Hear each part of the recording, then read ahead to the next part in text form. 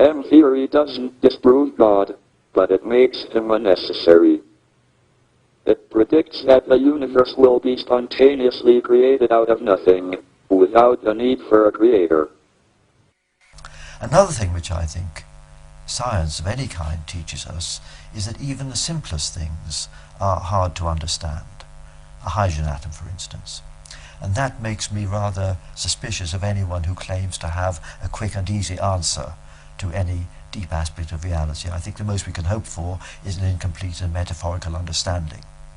And therefore, I'm not myself someone who can accept any specific religious dogma. What we're being asked to consider is that you damage one part of the brain and the mind, something about the mind and subjectivity is lost. You damage another and yet more is lost. And yet if you damage the whole thing at death, we can rise off the brain with all our faculties intact, recognizing grandma and speaking English.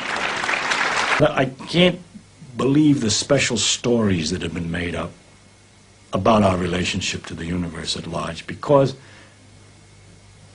they seem to be too simple, too connected, too local, too provincial. The earth, he came to the earth. One of the aspects of God came to the earth, mind you. And look at what's out there. How can it isn't in proportion. I try not to have faith. I believe in a principle that was enunciated rather well by Bertrand Russell, which is that you should try to keep away from having irrational beliefs. You should believe some things that for which you can find some evidence or some support, apart from commitment to principles like equality and freedom and justice and so on. Those, I wouldn't say that's faith. Those are things you're committed to. The wonder of nature must be taken in its totality, and it is a wonderful thing. It is absolutely marvelous. And the idea that an atheist or a humanist, if you want to put it that way, doesn't marvel and wonder at reality, at the way things are, is nonsensical. The point is we wonder all the way.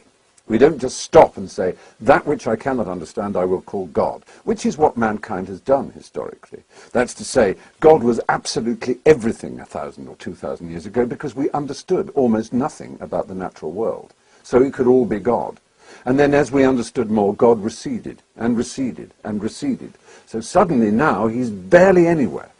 I don't believe that the universe was designed by an intelligence. I believe the universe was designed the same way the incredible human being was designed. It certainly looks, and before Darwin, it looked like some designer must have. What else could possibly account for the complexity of a human being, the human brain, and so forth?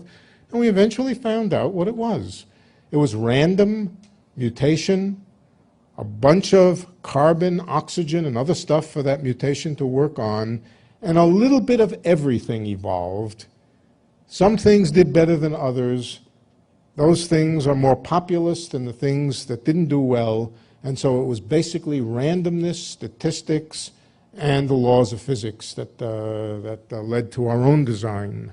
I think the same is true of the universe. Why are you not a Christian? Because I see no evidence whatever for any of the Christian dogmas.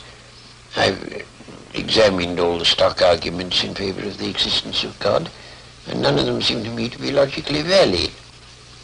Do you think there's a practical reason for having a religious belief for many people? Well, there can't be a practical reason for believing what isn't true. That's quite, at least I rule it out as impossible. Either the thing is true or it isn't. If it is true, you should believe it, and if it isn't, you shouldn't. And if you can't find out whether it's true or whether it isn't, you should suspend judgment.